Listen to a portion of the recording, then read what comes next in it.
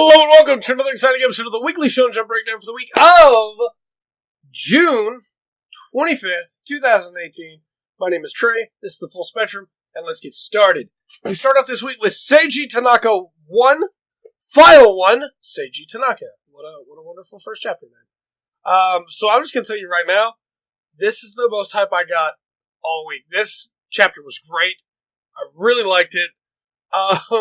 Tokioka seems okay, but Tanaka is the ultimate secretary, and you can really tell he prides himself at being the best that he can be.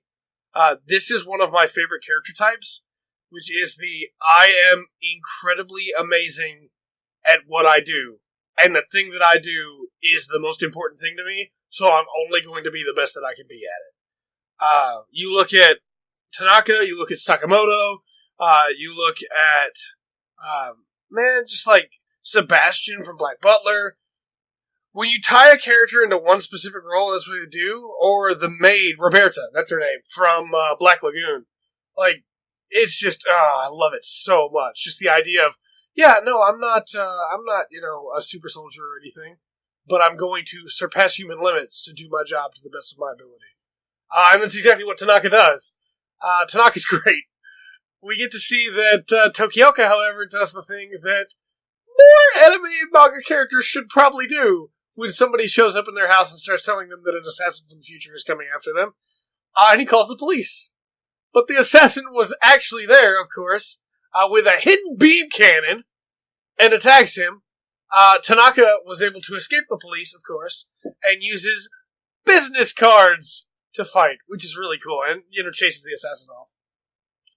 We get to see that in the future, Tokioka's business makes 50 trillion yen plus annually. It's a lot of money. Good job, buddy. And the way that he does it is actually really clever, is that he gives insurance, like time insurance. So, for instance, in a normal situation, you would have they go to before something happened and stop it from ever happening. No, that causes paradoxes. What they do instead is they go to the time the accident is happening and stop the accident happening. Like, as it is in the process of happening, they prevent it from happening. They don't go back to, 20 years before that and kill somebody in their crib so that they never get a chance to... They don't do the Terminator solution, is all I'm saying. And because the way they do that, the flow of time is not disrupted, because since an insurance plan exists, there never was actually going to be an accident, which is super clever. Also, the shipping things to people's, desks right after, the moment they order them, that's really clever as well, because that's really very, that doesn't really fragment space-time in any way. It's just, you order it, it's there. All you did was go back and, retroactively apply the order sooner. Stuff like that's really clever, so no wonder he made as much money as he did.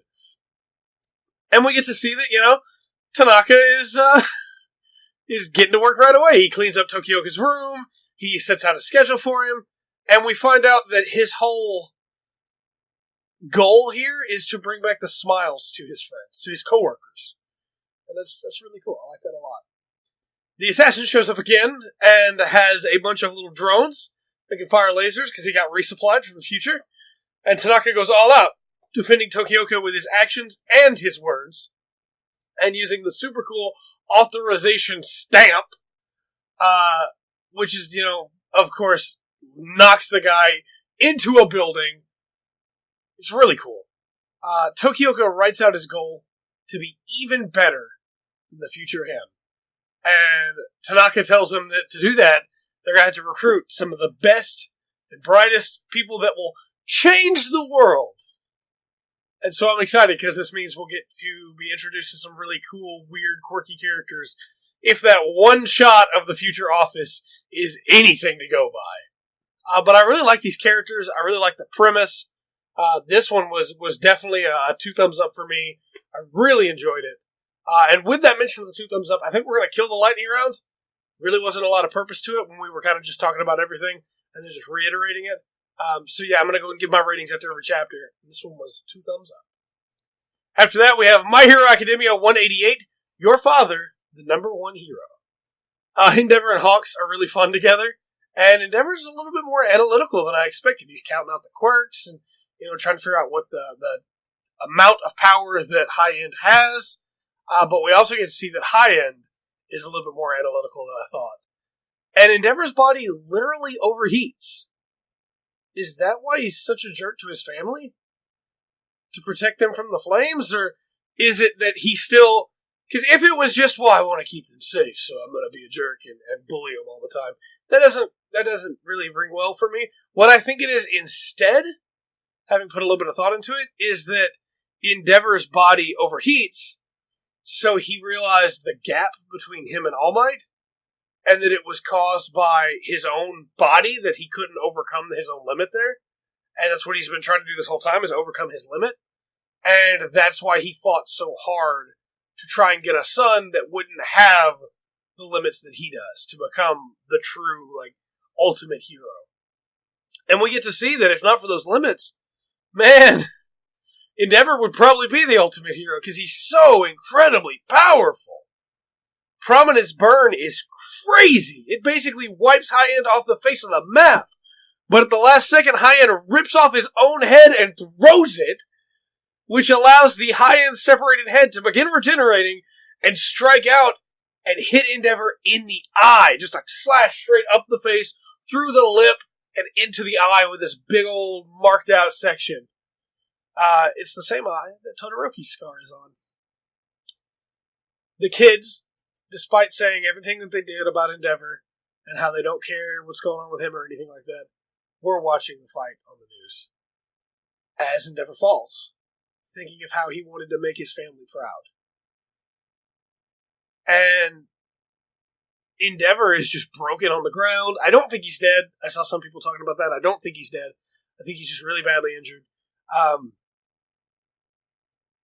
But it's really interesting to me that his goal is to make his family proud,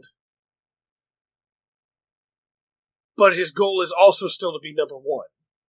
And he's changing, he's learning, he's getting better. That's why I don't think he's dead now, because we haven't reached the narrative end of his arc. But his goal to be the best cannot be solved by power alone. And unless he sees that, he's not going to be able to be the best. And this also puts us in a place of High End is this powerful, and he's just a Nomu. All Might beat the other Nomu that we saw, but All Might had to hit him quite a bit, and was weakened already because the injuries he'd received way back when fighting One for All. All for One. That's it. I always mix that up for some reason. And Endeavor was winning until High End got the drop on him, which leads me to believe these Nomu are way tougher than we expected, and they're way tougher than what our current top 10 heroes really have to offer. So things are going to have to escalate here. People are going to have to get some power-ups, or we're going to have to be introduced to some new heroes. Because we don't really know that much about a couple of them, but most of them we have pretty solid grasp of where they're at, and they are not at this level. We also get this really powerful scene where All Might is completely powerless to help Endeavor, and they get Eri out of the way where she can't see what's going on, and All Might is just holding his wound, because without it he could be out there right now saving Endeavor. And then High End starts looking for stronger enemies. It's for High End, the fight's not even close to over yet. It still hungers for battle. So this was a really solid chapter. I'm going to go ahead and give this one another 2 thumbs up. This was great. I loved it. Definitely looking forward to more. After that, we have Dr. Stone 62, Information Warfare. We can see that using UV, Senku's team starts tracking Homura. And Kuhaku asks the question, if she should kill Homura. That would end the problem.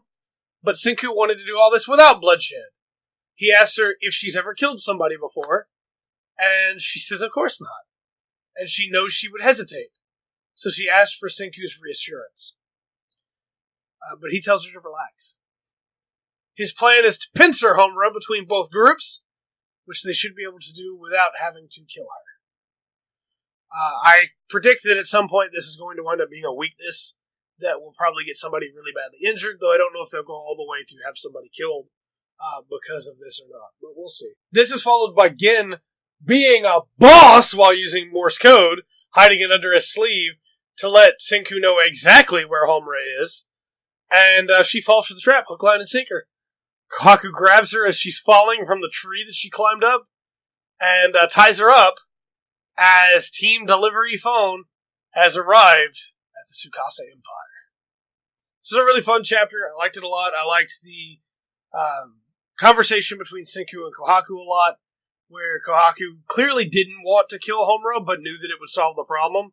And Senku looks so pained when she asked the question before asking her if she's ever killed anybody.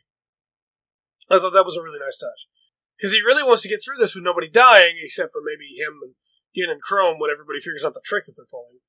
But we'll see yet if that is even possible. All told, though, this was a really fun chapter. Gonna give it a thumb up for sure. Really enjoyed it. After that, we have We Never Learned 68 at the festival's climax. Each frantically strives for X. Furuhashi was the first girl to get a kiss. Yuiga flees, and Furuhashi calms the crowd as the members of her class try to figure out who that costumed man was. Yuiga, finally removing the costume, now has to come to terms with the kiss, and if it counts because he was in a costume head or not. But I definitely guarantee that will come back at some point. We get to see Yuiga handing over the costume to the teachers, who try to figure out, if they can still get it to Karisu in time. And Furuhashi thanking Asumi, only to learn that it wasn't her who did it. We get to see Yuiga running into the Briar Thorns and being like, hey, about that costume. They're like, if we figure out who stole her kiss, we'll kill him. And he's just like, well, I'm not going to tell you now that I'm carrying this secret to my grave. Karisu's lecture goes really well because the concert, everybody loves her. We see the udon stands doing amazing because of the flyer that Yuiga dropped. And then we get into this fun little scene with Ogata and Yuiga, where Ogata, as usual, says the first thing that she thinks of, which is that, hey, if you and I were to run a restaurant, I think we'd do really well. Her family owns a family restaurant. I know for a fact that she didn't consider how much that sounds like a proposal, but Yuiga and everyone around immediately recognized it. He gets a little embarrassed, and so tries to change the subject, which leads to them winding up sharing a noodle, which only makes them more embarrassed, which causes the child to shout out that they're lovers, which reminds Yuiga of something, and makes him immediately grab Ogata by the shoulder and say, lovers!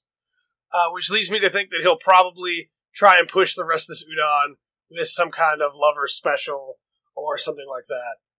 But all told, this was a really fun chapter, getting to see Furuhashi thinking that it was Asumi the whole time, and then her surprised face when she figures out it's not, getting to see that Karisu's lecture has gone really well, because everybody's super down for the person who was in that concert to be teaching them. A lot of this stuff I feel like is going to come back at some point, and it was really fun getting there. So I'm going to give this one a thumbs up for sure. After that, we had Yu-Gi-Oh! Arc V35, The Four Brothers Bond. We get to see the four brothers on the day of the World Illusion. I was really hoping we would find out why they dressed the way that they did. Because, Yu-Gi-Oh! His makes sense. But the other two just kind of have capes and, shoulder armor that really doesn't make a lot of sense. I mean, it's Yu-Gi-Oh! But I was just hoping at some point that we would be like, oh yeah, well, Yuri, he's part of the drama club. And yeah, sure, that would make sense. But we find out that the Genesis Omega Dragon card is out of control, which is causing natural disasters everywhere. Today is also Yuya's birthday, but they don't get to enjoy it because the disasters, obviously. Rail Akaba has been taken over by the Genesis Omega Dragon card, and Yusho has a plan to counter it that will involve them getting underground to be safe as he sets off the World Illusion. On the way back, the boys are caught up in the mayhem, and Yuya pushes his brothers away to save them. He gets hit and knocked out. Yugo puts him on his back, and they get back home, only to find that only one pod has made it through. The question's asked, who do they send, but they already know the answer. They're sending Yuya, of course. He's their younger brother. This all leads to this really powerful scene. And I didn't expect it to affect me as much as it did, but I'm getting a little emotional right now thinking about it. Because it's a really well done scene. Of the three brothers, Yuri, Yuto, and Yuga, watching the world be embraced by this white void around them. They dig into the meal that Yuto made, that he had originally planned to give to Yuya for his birthday, as they watch everything vanish. Yuri then takes the roses and spreads them out between them, and they all throw the roses into the sky and bid farewell to their younger brother as they're swallowed up between dimensions. It's this really tragic scene, actually, that I'm sure by the end of the series will be almost completely undone by the fact that they'll probably all get their bodies back. But it's this moment of like, hey, no, they'll do anything for their little brother. And even now, they're not going to like throw a fit and get mad and lash out. But instead, with their last breath, they're going to tell their younger brother that he has to survive, wish him happy birthday, and call out his name. It's just really good. For all the problems that I've had with Yu-Gi-Oh! Arc V, throughout the course of its run so far, this scene is so powerful to me. And of course we know that the three's minds make their way to Yuya's and they share it. But the question obviously is, well, why didn't they say something sooner? How could they just tell him that, hey, these three other voices inside your mind are your brothers? Like, that would just make him think he was even more crazy than he already thought he would. Not to mention the fact that it would make him sad. I don't like Yuya. I don't. I just don't like Yuya at all. But I've built some appreciation for him because of how much his three brothers care about him. That means a lot to me. I now really want to just go back and reread the whole series with this new information at light, because this whole time I've just assumed that Yuya was insane. But I'm kind of afraid that doing so would like ruin some of this moment for me. But we'll see how it goes. The chapter ends with Yuya thanking them. And it's a really nice touch that he's crying, but they're not. Because they've already shed their tears for this moment. Why would they need to cry again? So yeah, normally you'd never see this kind of rating on Arc V with the way that it normally tells stories, but 2 thumbs up. This was great. This was really powerful, and it affected me in a way that I did not expect. Absolutely amazing. Great job. After that, we have the Promised Neverland 92, Fire Away! Adam, spurred on by Violet, attacks. He sends Luvis sailing into the air, breaking his arm in the process. But Luvis figures out that both Adam and Violet are there now. They pour bullets into Luvis, who runs down the checklist of damage that needs to be repaired in his mind. He's paying for his recklessness in the past as well, he thinks, as we get to see this awesome panel of him just walking away from a slaughter when he was younger. He gets a pretty good beat on Violet and would probably have killed her, were it not for Emma pulling out another flash grenade and pulling the pin. He recognizes the noise and, covers his face as Ray turns him by shooting at him so that man, the Nameless Man, can shoot off his jaw. Adam charges in, but Luvis figures out that, Adam is Adam, and that he's not very bright, and so uses him to attack his own friends, which leaves Adam open for Luvis to elbow him into the building that the Nameless Man is on. Even with all the damage that he's taken, even with all the problems Luvis has in this fight, he is still tactically breaking down everything. Putting his enemies in a place where he can capitalize on their weakness, putting them in a position where he can, just get around them and force them into positions they don't want to be in. Luvis is amazing. And this all culminates in him stabbing Emma as he tells her that she ran out of time. It seems like his sight's back. Where will they go from here? Emma probably isn't going to die. But she could. I don't think she will. I think she'll use this to be able to try and get him again. But man, what a moment. Just that combo that Luvis pulls off, followed by that attack on Emma. Man, I gotta give it a thumb up alone just for how great Luvis was this chapter. Luvis is quickly becoming one of my favorite antagonists. And I'm so happy to see it. Following that, we have Food Wars 268, Megumi Tadokoro, the Totsuki Institute's 10th seat. Chef Monarch's insane. We knew he was crazy, now we see how crazy he is. Pulling a knife on a mafia boss just to be like, it's my kitchen and I'll run it my way. Yeah, no, he's crazy. We also get to see that Megumi is not going to just let him keep talking the way that he is. She's going to show him that the fresh ingredients that are in this area and the way that they cook their food is just as good as anything he can make. Soma finally figures out what happened to the other ends when Chef Monarch basically has to spell it out for him, which just made me go, come on, Soma. But we get to see that Megumi has improved so much since the previous days. As Monarch goes upstairs to await his meal, Megumi gets to work in the kitchen and is just chopping things up at crazy speeds. We see her come up in a kimono, and he's like, oh, you dressed up for me. I don't think I'll take it easy on you because of that. And she's just immediately like, hey, well, yeah, I did want to get in part, but we're both chefs. I'll let my food do the cooking. She specifically says, in the end, our dishes do the talking. Okay, all right, Megumi, there you go. So, yeah, this was a really fun chapter. I'm going to give it a thumbs up alone, as if it wasn't already fun enough for that smack talk at the end from Megumi. That was great. Following that, we have Black Clover 162, Lightning of Rage versus Friends. Man, this chapter I really wasn't super sold on for the most part.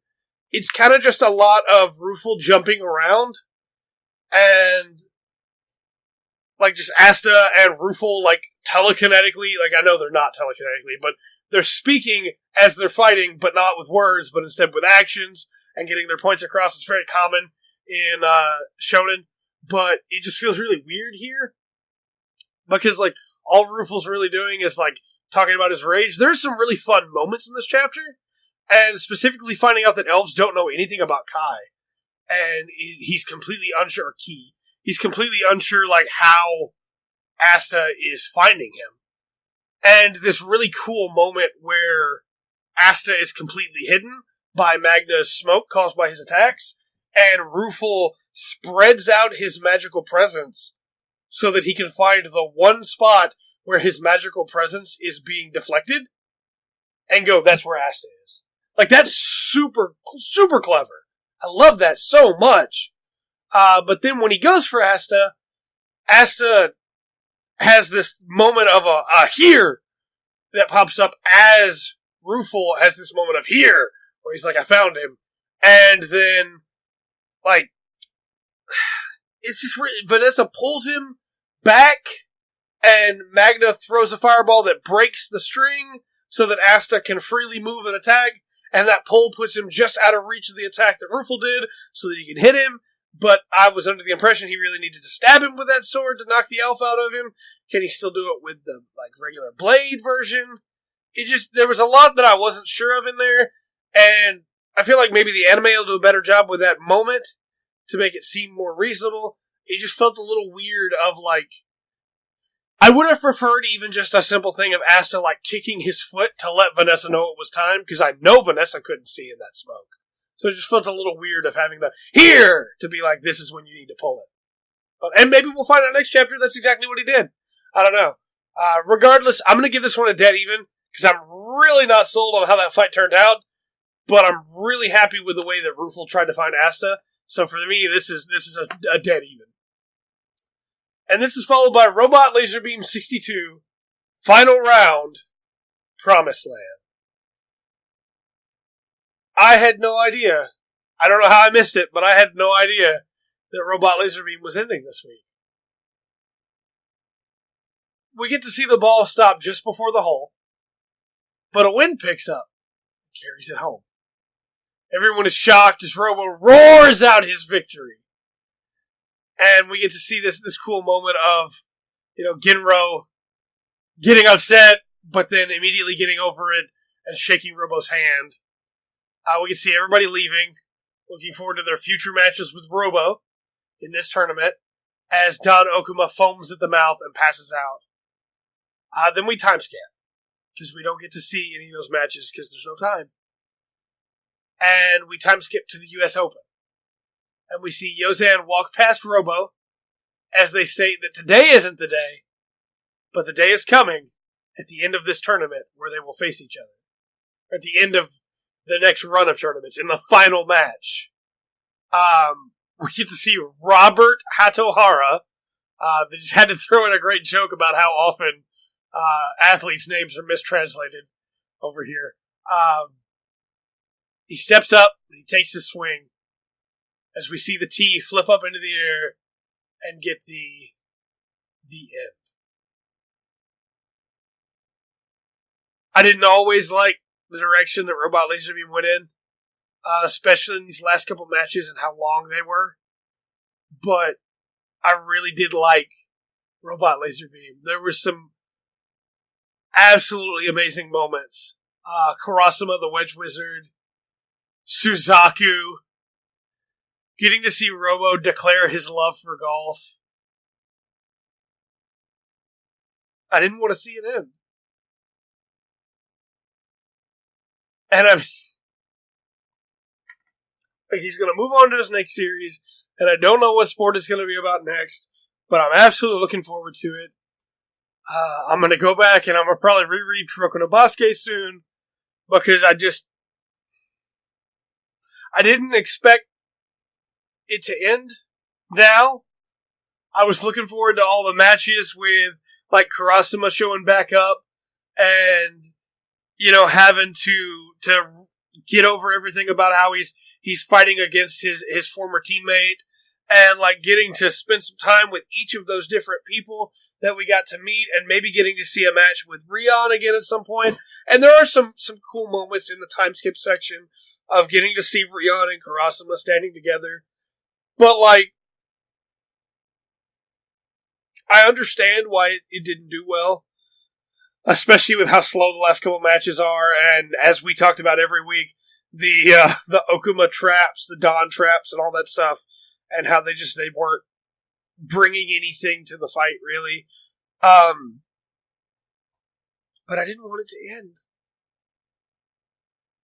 I really like Robot Laserbeam. I didn't realize how much I like it until it's gone.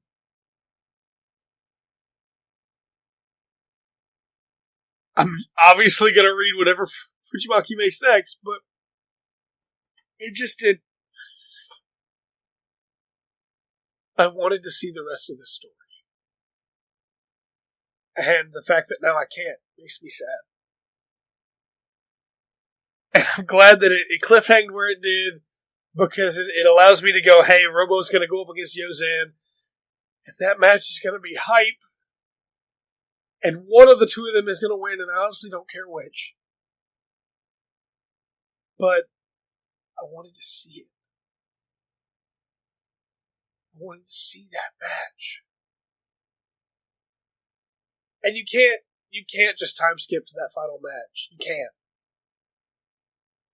Like, he couldn't have, Fujimaki would not, I believe this with everything in me, he obviously did not because he didn't do it, but he would not have finished this match, had 4 chapters left, time skip to Robo versus Yozan. He would not have done that, and he did not do that. But I did want to see the match. But the match wouldn't have been complete without the build-up. So I honestly think if he had to end it, here's a really good place to end it. This tells us that eventually Robo won Okuma's tournament and, got into the US Open, the first of the 4 big tournaments there, with his goal to face Yozan Miura. And Suzaku also got in there.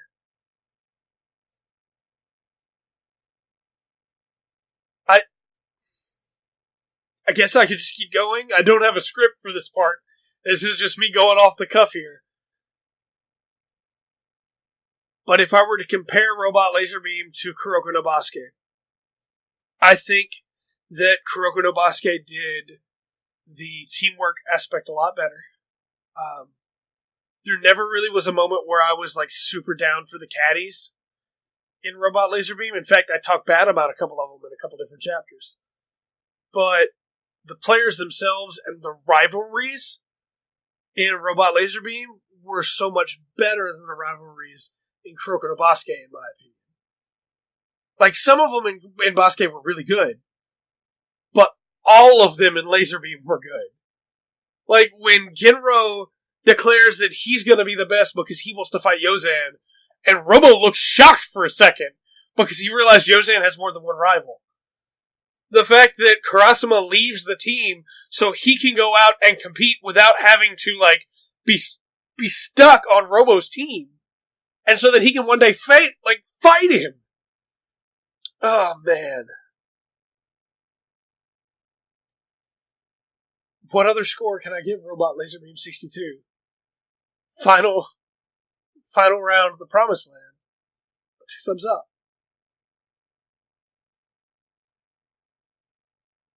I realized that there are probably going to be some people going like, why is he so emotional? It's just a story.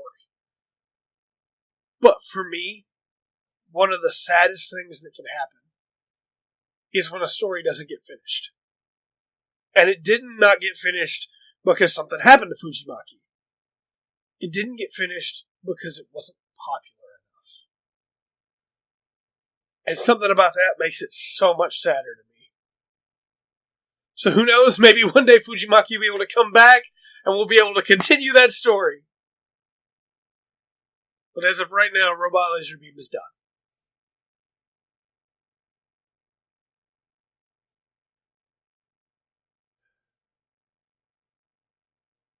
Regardless,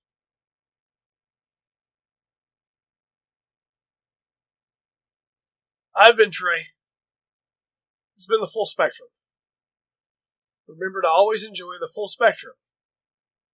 The jump has to off.